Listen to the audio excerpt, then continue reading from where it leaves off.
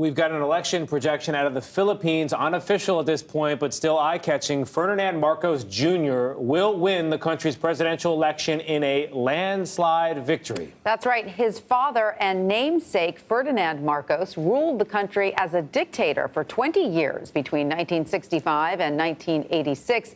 Millions of people rushed to the polls Monday. Voters across the country waited in long lines to cast their ballots to replace the Philippines' hardlined President Rodrigo Duterte. However, there are growing reports of election irregularities, including malfunctioning voting machines and ballot tampering nationwide. So let's bring in the Washington Post's Philippines correspondent, Regine Cabato, for more on this.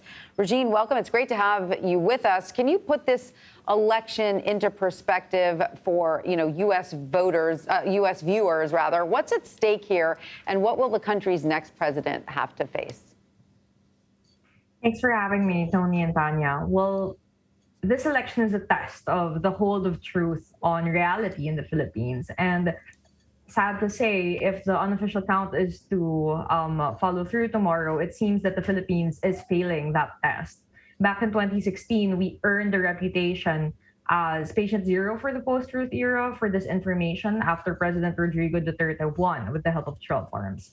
But now that model has somehow been perfected with Marcos Jr., who is campaigning on the back of a massive online disinformation project to rehabilitate the family name. There is a lot of content on YouTube, on TikTok, on Facebook that basically embellishes, that basically deodorizes the regime of his father and the corruption that this family is known for. So this development is a bit of a backslide, or quite a backslide, I think experts would say, for a young nation that only 36 years ago basically ousted his father. And it's also a testament to how ruinous social media platforms can be. Now, the next president will have to deal with a country that is ravaged by the pandemic, that has an ailing economy, and that is also at the forefront of the climate crisis. So there are a lot of challenges going on here in the Philippines. But Marcos's platform is quite unclear because he hasn't really talked about his policy at length. He's not spoken to the press. He's not showed up at election debates. So in terms of the direction he plans to take the country in, it's quite unclear. Wow. So, Regine, if I'm hearing you correctly, Ferdinand Marcos Jr. has a platform that is unclear. He's not talking to the media. And what we do know about him is he's the son of a longtime dictator in the country that stole billions from the country's own people. I know you touched on this, but help me understand how somebody with the Marcos name in the Philippines could ever come close to regaining power. It really is appalling. Tony, a lot of the foreign press who have interviewed me really do find it quite surprising because it is taken as fact around the world. It is not alleged, but proven that the Marcoses really have a notorious corruption record, right? They gained worldwide notoriety for it back in the day. But the Marcoses are not really making a comeback in Philippine politics because they never really left public life. Now, if the presidency is a race, Marcos Jr. was basically running a marathon. When they came back in the 90s, he basically went for a local position. He tried once for the Senate before, but didn't win the first time around.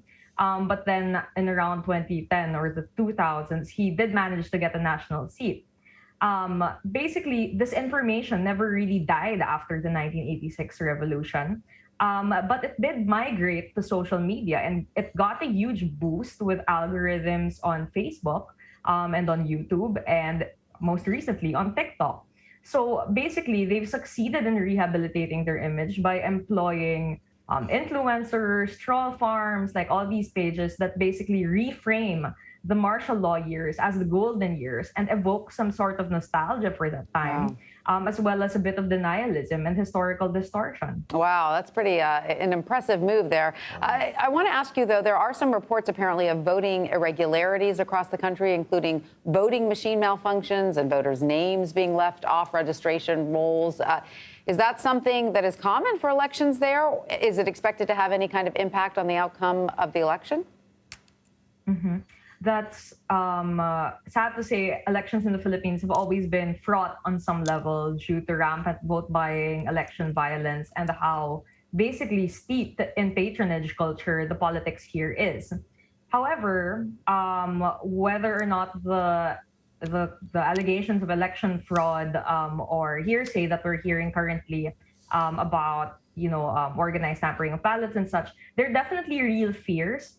But we've yet to see if they will be anything substantial in the time to come. However, there were possibly record glitches, over 1,800 cases of basically technical malfunctions over the course of the day, according to one election watchdog.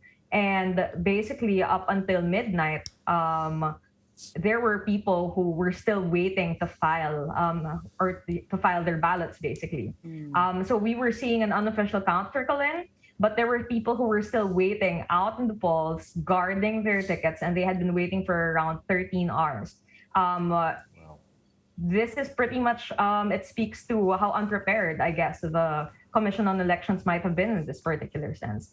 And we'll see, because it says something as well, that there were voters who were willing to wait that out and guard their vote. Well, fascinating election and fascinating political evolution there in the Philippines. Regine Cabato, thanks so much for joining us. Thanks so much for having me, Tony and Tanya.